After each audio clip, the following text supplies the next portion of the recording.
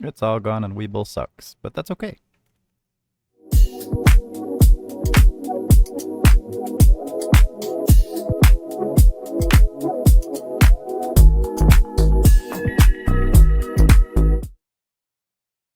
Hey everybody, this is Spooky's Revenge. Welcome back. This is another $500 5-year Rags to Riches series episode, and I want to show you guys something.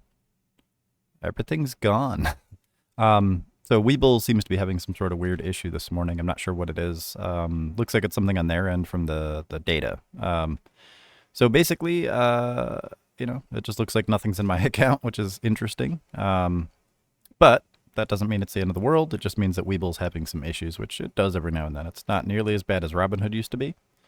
But, we got to have contingency plans in place, and we got to be prepared for things like this. So first and foremost, I want to stress the importance of me having my limit sell orders in place at all times. That way, if something does happen like this, even though I can't access my positions, the orders are still active on the exchange. So it's not something that Webull has to fire off on my behalf. That's already sent to the exchange, okay?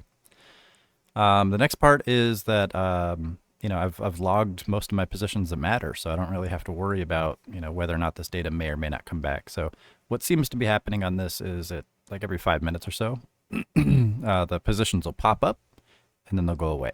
So I don't know what's going on. I can't control that. Some things are just beyond our control, and we're at the mercy of circumstance here. So if we go ahead and look at the actual stocks position here, you can see I still have access to the market data, which means I can still kind of be aware of what's going on. I can't really make decisions and take action just yet. I don't think, because I'm not going to try to put an order in here because I don't trust it. But I do have positions, my sell orders in here for the most part on these guys. Now, there was an update, so a lot of my widgets are just reset. Like I had to go through and reset all my columns here. And then it's also showing me like the top 10% gainers or whatever. So you can see it just popped back in my positions, but it'll disappear probably by the time I finish talking. So I'm not too worried about, trying to aggressively trade anything this morning because I want to be risk off when things are uncertain in the market and in my broker. So I just wanted to kind of highlight really quickly that I did pick up a couple more shares of Tesla. I'm at 31 now. I don't remember if I covered this in the last video, but I think I had 27 or something like that.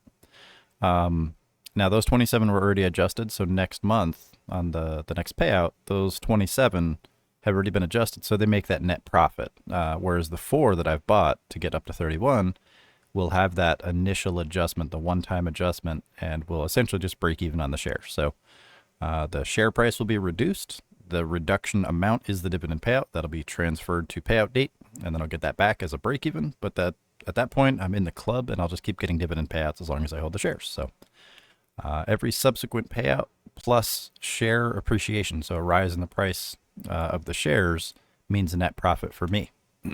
Otherwise, it's a break even or a deficit. Okay.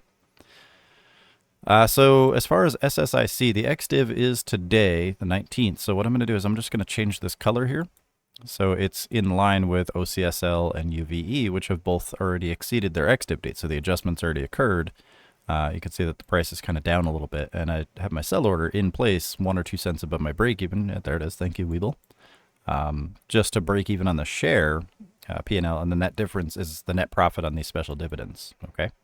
So I'm just looking at the orange ones because those are kind of the one-off ones. Now, SFE Safeguard, that XDiv is the end of the month, so it's the 29th, so I don't have to worry about that right now. Now, I can always just lock in profits early on the way up. And again, I always have that choice of, once I lock in the initial dividend amount, I don't have to re-enter the stock at all because I've already accomplished a net profit, and I can just walk away because that was the original intended amount.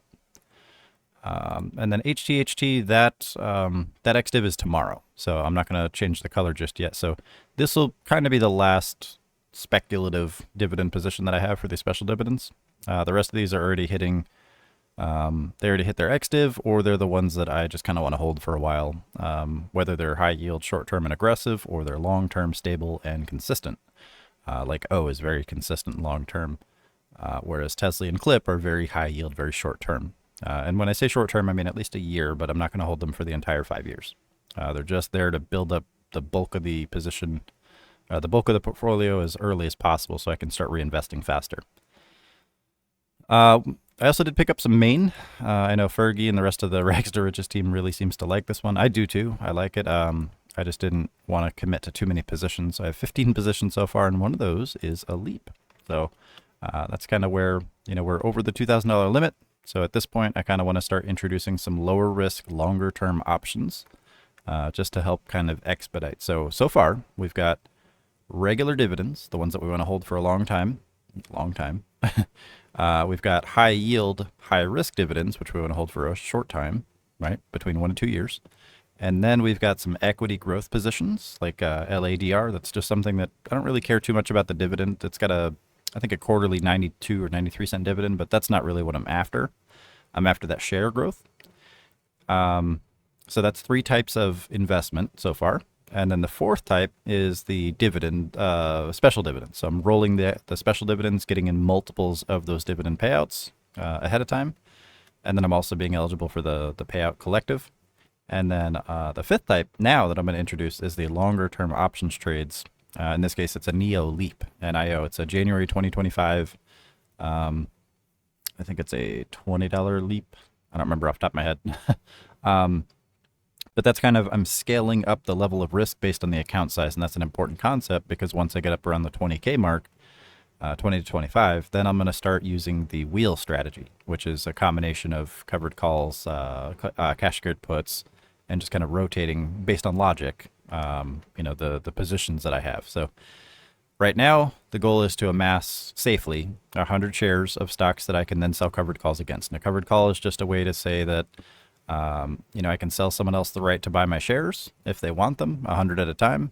And in exchange for that right, they pay me money, okay, in the hopes that the contracts that they buy are expiring worthless. So I just get money for shares that I would already sell anyway. So if I have 100 shares and I want to sell them at a higher price, I'd sell a covered call.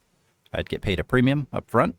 And then if the share prices go up and that person decides to exercise the contract, I get that net profit too. So that, in combination with the dividend collections paying off those shares, reducing the cost basis, means it's more and more and more and more profit. So even if I do sell them, I just need to kind of keep in mind that there is that 5-year profit limit that I can just lock in early. And with covered calls, that number comes to us much quicker, right? So it's just a numbers game at this point. And then, once I get up to 25K, I'll start rolling the wheel on this. And that's kind of a little more in-depth strategy, but it's the same concept. You're just, you're putting in some fancy buy and sell orders and getting paid to do so for your shares and just kind of rotating the position based on what happens with those contracts. And then once we get even higher, there's other strategies we can use, but I don't want to make this account too complicated for you guys because I know a lot of people that are following this are kind of new to the stock market. So you don't have to do the leap stuff at all if you don't want to. You can consider this just a piece of a speculative trade.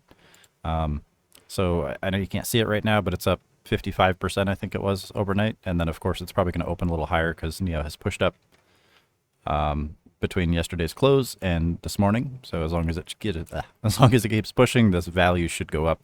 But ultimately, it's about $20. So it's nothing I couldn't achieve on a more aggressive day trade or something, But we're not doing that. I'm not doing that heavily on this account because I know that not everyone can do that, and I don't want the results to be kind of unrealistic or out of touch for the majority of people. So the goal of this, again, is to demonstrate that you don't need to rely on that stuff. It's there if you want it. It's the icing on the cake, but we don't need to rely on that, and that stuff shouldn't make or break you. That should be the foundation. The passive income should be the foundation that everything else is built on, and then you can speculatively trade on smaller amounts and still become net positive, even if you suck at day trading. So with that said, I'm going to end this episode. I don't know what's going on with Webull. I'm going to wait until it's at least stable for like 20 minutes before I even look at anything, just because I don't trust this. I have reached out to their customer support as well, and I'm sure other people have. But I have stuff to do this morning, and I can't focus on the market anyway. And that's the cool part, is I don't have to focus on being glued to charts all day. So with that said, I will catch you guys next episode. Thank you. Bye.